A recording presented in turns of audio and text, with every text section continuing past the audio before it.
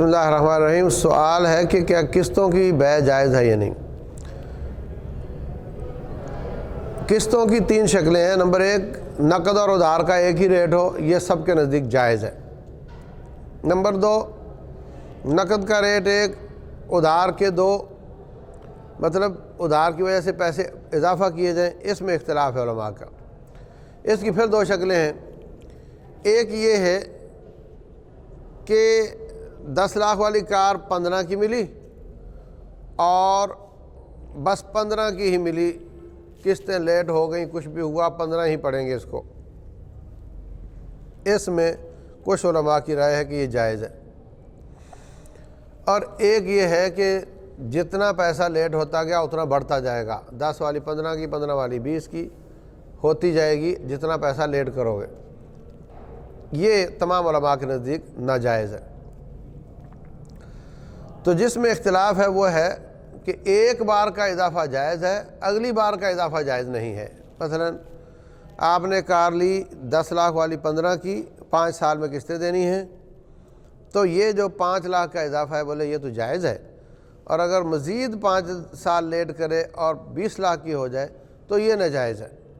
یہ ہمیں سمجھ نہیں آتی کہ جو جس دلیل سے پہلا اضافہ جائز ہے اسی دلیل سے اگلا اضافہ بھی جائز ہونا چاہیے، اور اگر اگلا جائز نہیں، جس دلیل سے اگلا حرام ہے اسی دلیل سے پہلا بھی حرام ہونا چاہیے۔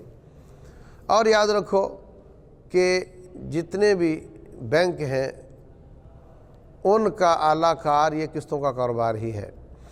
وہ اسی طریقے سے لوگوں کی جو خریدنے کی پاور ہے اس کو بڑھاتے ہیں، اور جناب لوگوں کو کڑوی گولی کیپسول میں ڈال کر دیتے چلے جاتے ہیں، اور افراد اور قومیں اور جماعتیں اور ملک اسی طریقے سے مقروض ہو کر گلے میں توق ڈال کر ان کے ہاتھ میں اپنے رسی پکڑاتے جا رہے ہیں، ان کے ہاتھ میں اپنی رسی پکڑاتے جا رہے ہیں۔ تو جس جائز کام کا نتیجہ غلط ہو رہا ہو وہ بھی غلط ہوتا ہے اگر اس کو کوئی جائز بھی سمجھتا ہے تو۔ اور پھر اس سے بینک جو کہ 100% سود پر چل رہے ہیں، وہ اسلامی بینک ہو یا غیر اسلامی بینک ہو، ان بینکوں کا آپس میں رابطہ، آپس میں لین دین سود پر ہوتا ہے، کائبور لاگو ہوتا ہے ان پر، اور اگر وہ اسٹیٹ بینک سے لیں تو ڈسکاؤنٹ ریٹ لاگو ہوتا ہے، سود لاگو ہوتا ہے۔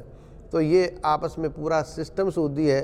تو آپ کار لے کر، مکان لے کر ان کے سسٹم کو میں پیسے ڈالیں گے نکالیں گے، اس سے وہ بوسٹ اپ ہوتا ہے، تو آپ ان کے غلط کام میں ان کا تعاون کر رہے ہیں۔ یہ بھی ایک وجہ ہے۔